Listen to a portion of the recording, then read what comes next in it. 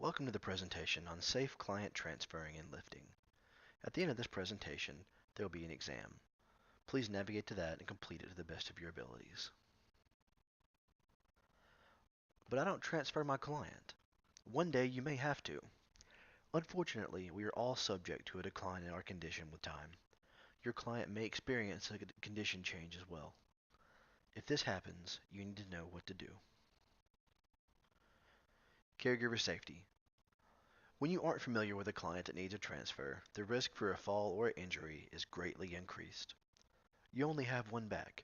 Even if it doesn't physically hurt you to lift him properly now, it could one day hurt you and possibly your client.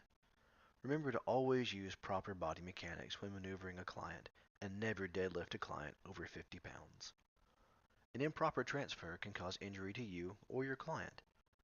Learning these safe transfer techniques, along with how and when to notify your nurse supervisor, are the first steps.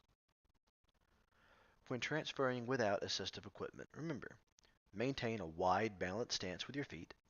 Ensure the bed is raised up to your hips so you're not stooping. Try to work directly in front of yourself to avoid rotating the spine. Keep the patient as close to your body as possible to minimize reaching. Bend at the knees, not solely at the waist. Falls prevention. Reminders. Remind your client to use their assistive devices like canes or walkers when they are ambulating. Many clients need reminders for a variety of reasons. Remind clients not to furniture walk, using walls or furniture to lean on in place of their cane or walker. Remind your client to call for assistance if you are not in the room. Respond immediately when they do call for assistance. Remind your client to wear their non-skid socks. You can put a line of hot glue on regular socks to make them non-skid, or use non-skid shoes. Techniques. Pivot. Holding the client under the axillary region, rocking them back and forth, and in one motion, lifting the client, pivoting your feet, and transferring them to their destination. May use a pivot disc. Standby assist. Standing beside a client with an arm around their back and a hand on their closest arm in case they lose their balance. Transfers with assistive devices. Hoyer lift transfer. Place a client comfortable in the sling. Hook the straps to lift and raise the client off the bed to a wheelchair or a shower chair.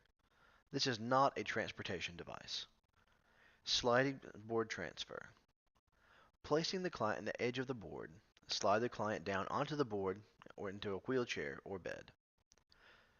Sit to stand lift. This is uncommon in homes.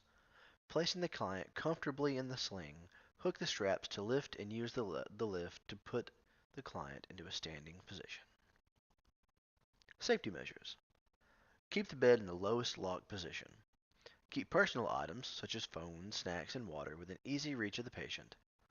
Keep client's cane or walker within easy reach. And if the client can't call out loud enough for you to hear them, place a bell or a whistle at their side. Ensure the client and you are wearing the proper footwear, non-skid socks, proper fitting, closed-toe shoes. Good lighting. Use of night lights, lamps. Always replace blown bulbs. Make sure the room is free of clutter, tripping hazards such as throw rugs, and spills, cords, and tubes. This is the end of the presentation. Please proceed to the exam and complete it to the best of your ability.